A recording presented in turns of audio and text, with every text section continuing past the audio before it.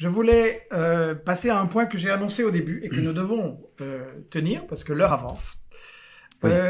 J'ai dit au début que dans les médias, on te présentait comme un monstre proche de l'extrême droite. Or, je viens de t'entendre parler là de plus de démocratie. Donc, de résistance dans à la mon tyrannie. idée, l'extrême droite historique et tout ça n'est pas connu pour développer la démocratie, mais plutôt le culte de l'autorité, de l'homme fort.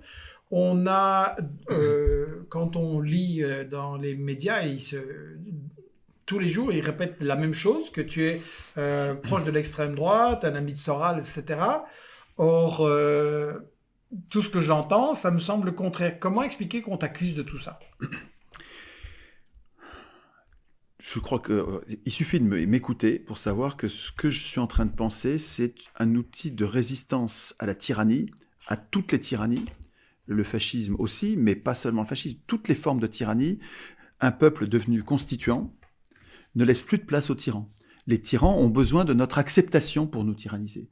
C'est parce que nous acceptons d'être dominés que nous sommes dominés. C'est parce que nous sommes à genoux qui sont grands. Donc, ce sur quoi je travaille, c'est une émancipation de toutes les formes de tyrannie et de systèmes autoritaires et arbitraires.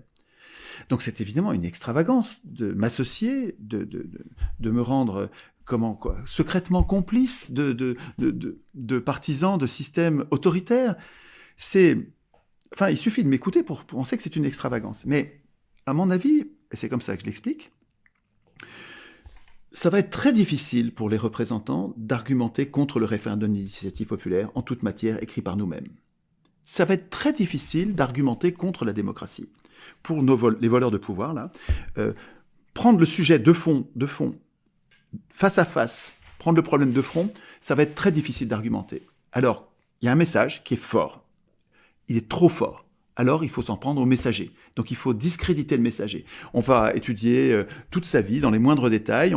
C'est long une vie, hein. On va prendre tous les petits détails qui pourraient être gonflés, mis en exergue, déformés, assemblés pour faire une espèce de tissu de mensonge, et on va essayer de le discréditer. Alors là, en l'occurrence, on met en évidence le fait que, à une époque, j'ai mis un lien vers Soral. Moi, j'avais pas vu, je connaissais pas l'ensemble, hein. Je trouvais qu'une partie qui ressemblait à nos bagarres. J'ai mis ce lien.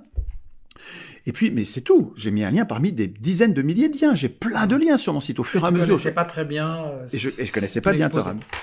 Et puis, au bout il s'est passé quelques années, et finalement, j'ai dans un billet qui s'appelle « Pour que les choses soient claires », parce que j'ai vu dans un des discours de Soral un truc que je trouvais imbuvable, et j'ai dit, bon, ok, je retire ce lien, je comprends, ok, ça va, c'est toxique, je retire ce lien.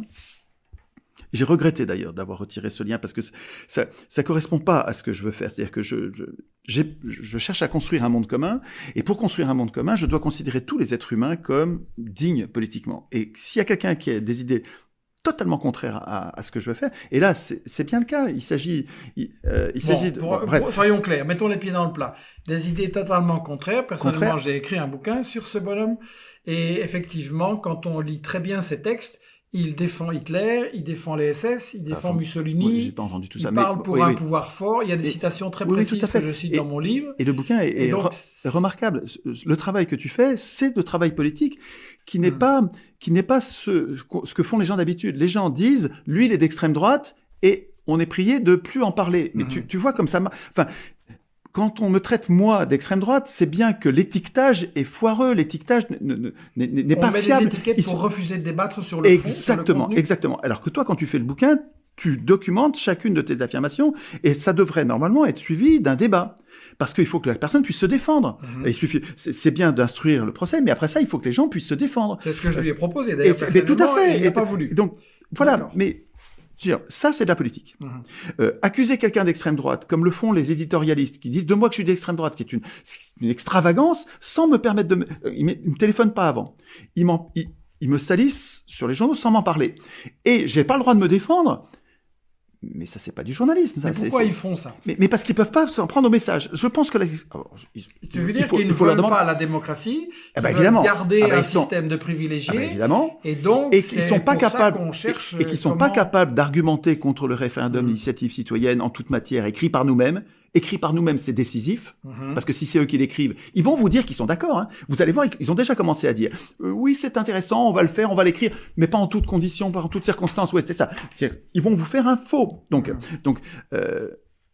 à mon avis, ils sont pas capables d'argumenter. Ils sont pas capables de me prendre face à face. Les Apathy, les Barbier, les Couturier, là, tous ces voleurs de parole, ils sont champions pour te couvrir de boue, disons.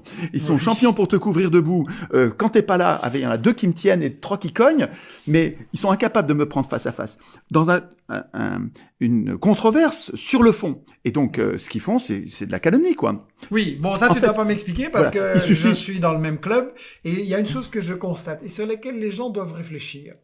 Il y a actuellement toutes les personnes... Tu devrais me dire ce que tu fais sur le mot antisémitisme, la définition du comme outil contre les... Je vais venir. C'est tout à fait remarquable. Je voulais dire que ceux qui sont des lanceurs d'alerte, comme Julian Assange, comme Étienne, comme d'autres, et je pense que Ruffin, qui a pris la parole pour dire très courageusement, que les Gilets jaunes avaient vraiment...